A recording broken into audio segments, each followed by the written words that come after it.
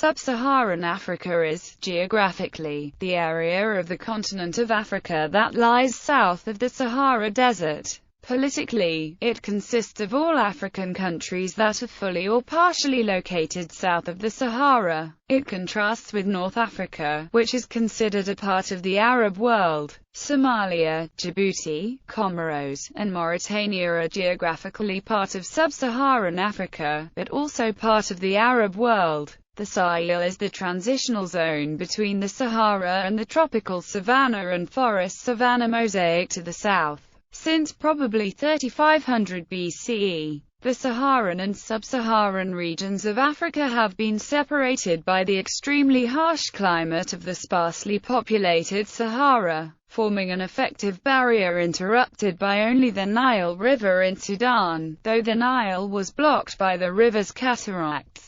The Sahara pump theory explains how flora and fauna left Africa to penetrate the Middle East and beyond. African pluvial periods are associated with a wet Sahara phase during which larger lakes and more rivers existed. The use of the term has been criticized because it refers to the south only by cartography conventions and projects a connotation of inferiority, a vestige of colonialism, which some say divided Africa into European terms of homogeneity. Etymology. Geographers historically divided the region into several distinct ethnographic sections based on each area's respective inhabitants. Commentators in Arabic in the medieval period used the general term Bilad as Sudan for the vast Sudan region, or sometimes extending from the coast of West Africa to western Sudan. Its equivalent in Southeast Africa was Zanj, which was situated in the vicinity of the Great Lakes region. The geographers drew an explicit ethnographic distinction between the Sudan region and its analogue Zanj.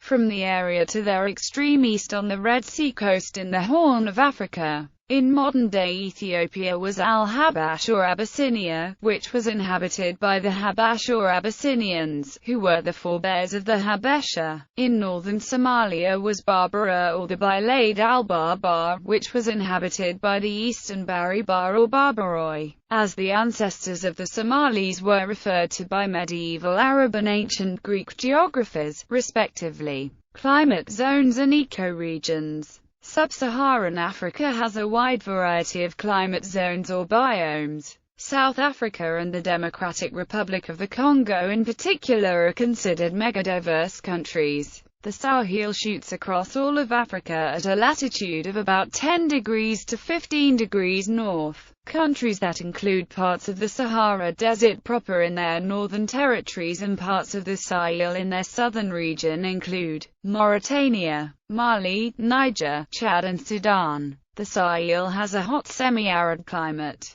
South of the Sahel, there is a belt of savanna, widening to include most of South Sudan and Ethiopia in the east. The Horn of Africa globally includes hot desert climate along the coast, but hot semi-arid climate can be found much more in the interior, contrasting with savanna and moist broadleaf forests in the interior of Ethiopia. Africa's tropical rainforest stretches along the southern coast of West Africa and dominates Central Africa west of the African Great Lakes. The eastern Miombo woodlands are an ecoregion of Tanzania, Malawi, and Mozambique. The Serengeti ecosystem is located in northwestern Tanzania and extends to southwestern Kenya. The Kalahari Basin includes the Kalahari Desert surrounded by a belt of semi-desert. The Bushveld is a tropical savanna ecoregion of southern Africa. The Karoo is a semi-desert in western South Africa. History. Prehistory. According to paleontology, early hominid skull anatomy was similar to that of their close cousins, the great African forest apes, gorilla and chimpanzee, but they had adopted a bipedal locomotion and freed hands, giving them a crucial advantage, enabling them to live in both forested areas and on the open savanna at a time when Africa was drying up,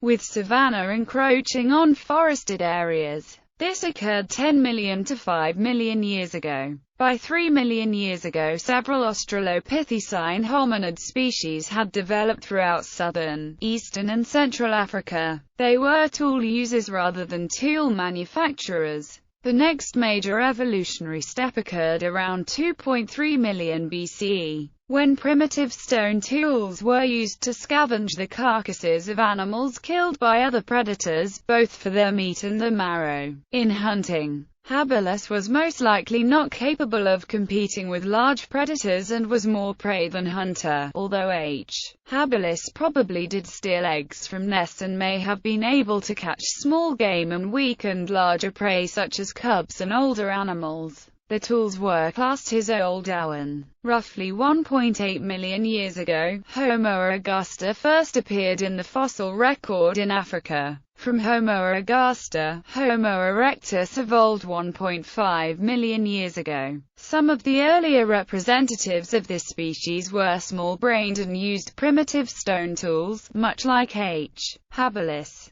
The brain later grew in size, and H. erectus eventually developed a more complex stone tool technology called the Aegean, potentially the first hominid to engage in hunting. Erectus mastered the art of making fire. They were the first hominids to leave Africa, going on to colonize the entire Old World, and perhaps later on giving rise to Homo floresiensis. Although some recent writers suggest that H. Georgicus, or H. habilis descendant, was the first and most primitive hominid to ever live outside Africa, many scientists consider H. Georgicus to be an early and primitive member of the H. erectus species. The fossil record shows Homo sapiens living in southern and eastern Africa anywhere from 100,000 to 150,000 years ago. Between 50,000 and 60,000 years ago, their expansion out of Africa launched the colonization of the planet by modern humans. By 10,000 BCE, Homo sapiens had spread to all corners of the world. This dispersal of the human species is suggested by linguistic, cultural and genetic evidence. After the Sahara became a desert, it did not present a totally impenetrable barrier for travelers between north and south because of the application of animal husbandry towards carrying water, food, and supplies across the desert. Prior to the introduction of the camel, the use of oxen, mule, and horses for desert crossing was common, and trade routes followed chains of oases that were strung across the desert. The trans-Saharan trade was in full motion by 500 BCE, with Carthage being a major economic force for its establishment. It is thought that the camel was first brought to Egypt after the Persian Empire conquered Egypt in 525 BCE. Although large herds did not become common enough in North Africa for camels to be the pack animal of choice for the trans-Saharan trade,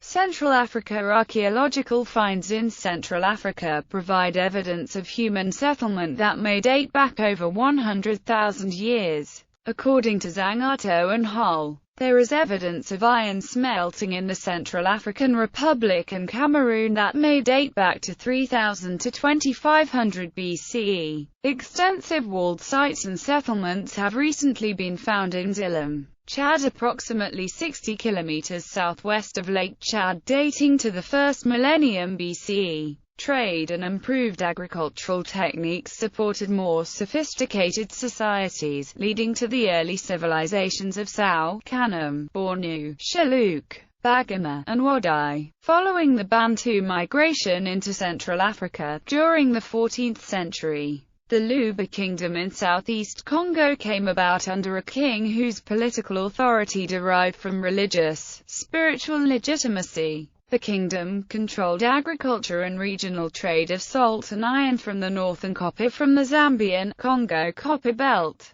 Rival kingship factions which split from the Luba Kingdom later moved among the Lunda people, marrying into its elite and laying the foundation of the Lunda Empire in the 16th century. The ruling dynasty centralized authority among the Lunda under the Mwata Yamio or Mwantyav. The Mwata Yamio's legitimacy, like the Luba king, came from being viewed as a spiritual religious guardian. This system of religious spiritual kings was spread to most of Central Africa by rivals in kingship migrating and forming new states. Many new states received legitimacy by claiming descent from the Lunda dynasties. The Kingdom of Congo existed from the Atlantic west to the Kwango River to the east. During the 15th century, the Bakongo farming community was united with the capital at Mbanza, Congo, under the king title, Mana Congo. Other significant states and peoples included the Cuba Kingdom, producers of the famous raffia cloth, the Eastern Lunda, Bemba, Burundi, Rwanda, and the Kingdom of Ndongo.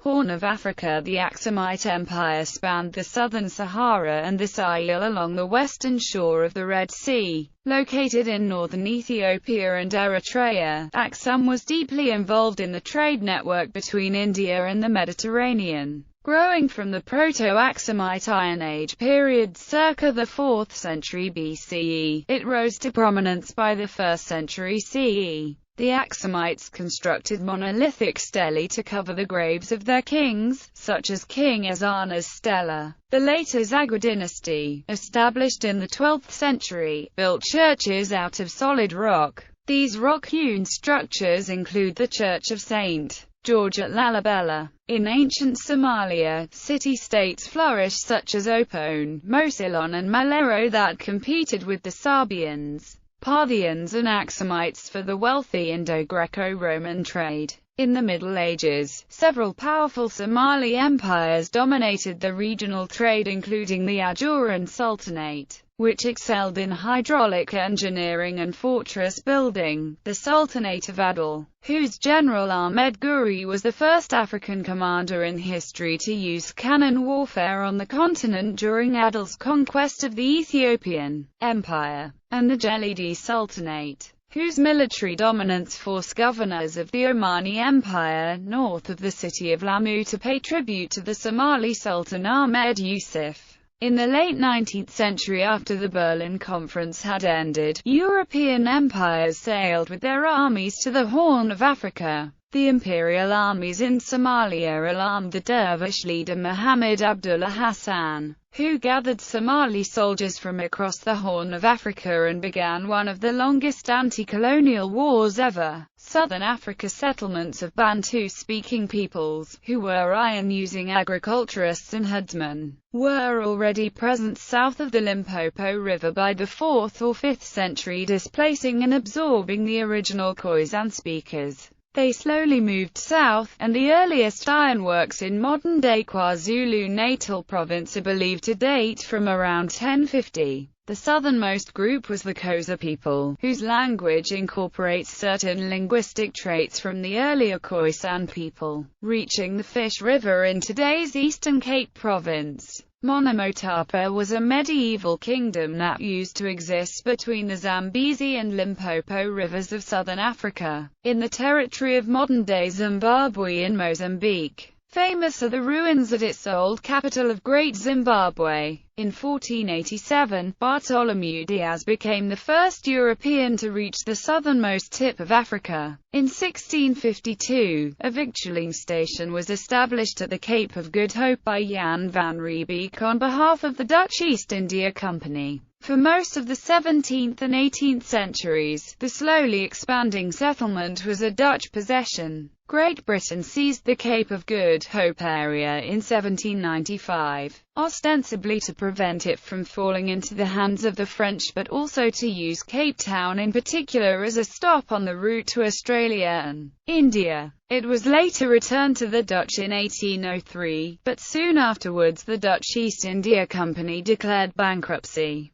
and the British annexed the Cape Colony in 1806. The Zulu Kingdom was a southern African tribal state in what is now KwaZulu-Natal in southeastern South Africa. The small kingdom gained world fame during and after the Anglo-Zulu War. During the 1950s and early 1960s, most sub-Saharan African nations achieved independence from colonial rule. Southeast Africa. According to the theory of recent African origin of modern humans, the mainstream position held within the scientific community, all humans originate from either Southeast Africa or the Horn of Africa. During the first millennium CE, Nilotic and Bantu-speaking peoples moved into the region, and the latter now account for 3/4 of Kenya's population. On the coastal section of Southeast Africa, a mixed Bantu community developed through contact with Muslim Arab and Persian traders, leading to the development of the mixed Arab, Persian and African Swahili city-states. The Swahili culture that emerged from these exchanges evinces many Arab and Islamic influences not seen in traditional Bantu culture, as do the many Afro-Arab members of the Bantu Swahili people, with its original speech community centered on the coastal parts of Tanzania and Kenya, a seaboard referred to as the Swahili coast. The Bantu Swahili language contains many Arabic loanwords as a consequence of these interactions.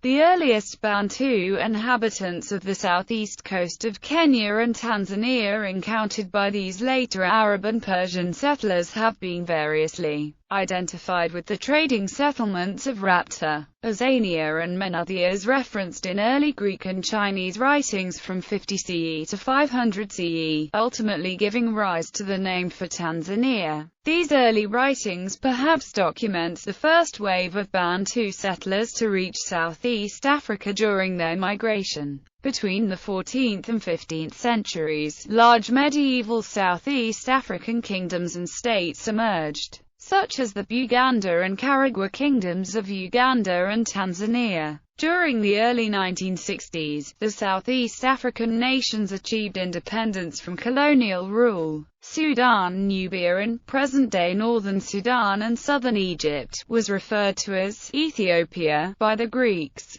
Nubia at her greatest phase is considered sub-Saharan Africa's oldest urban civilization. Nubia was a major source of gold for the ancient world. Nubians built famous structures and numerous pyramids. Sudan, the site of ancient Nubia, has more pyramids than anywhere in the world. Western Africa. The Bantu expansion is a major migration movement originating in West Africa around 2500 BCE. Reaching East and Central Africa by 1000 BCE and Southern Africa by the early centuries CE. The Nok culture is known from a type of terracotta figure found in Nigeria, dating to between 500 BC and 200 CE. There were a number of medieval empires of the southern Sahara and the Sahel, based on trans-Saharan trade, including the Ghana Empire and the Mali Empire, Songhae Empire, the Kanem Empire, and the subsequent Bornu Empire.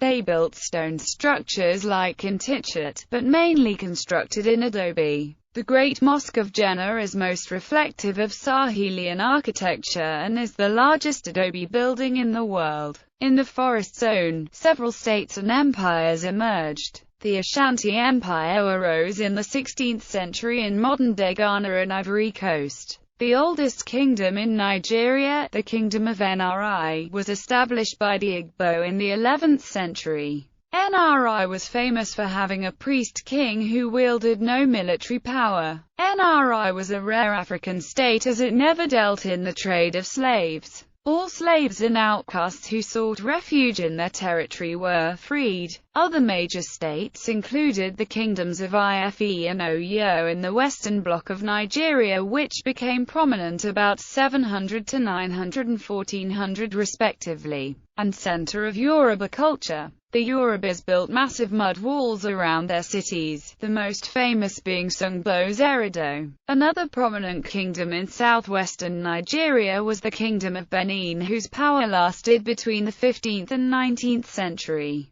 Their dominance reached as far as the well-known city of Eko, which was named Lagos by the Portuguese traders and other early European settlers. The Edo-speaking people of Benin are known for the Walls of Benin, which is the largest man-made structure in the world. In the 18th century, the Oyo and the Aro Confederacy were responsible for most of the slaves exported from Nigeria, with Great Britain, France and Portugal shipping the majority of the slaves. Following the Napoleonic Wars, the British expanded trade with the Nigerian interior. In 1885, British claims to a West African sphere of influence received international recognition, and in the following year the Royal Niger Company was chartered under the leadership of Sir George Taubman Goldie. In 1900, the company's territory came under the control of the British government, which moved to consolidate its hold over the area of modern Nigeria. On 1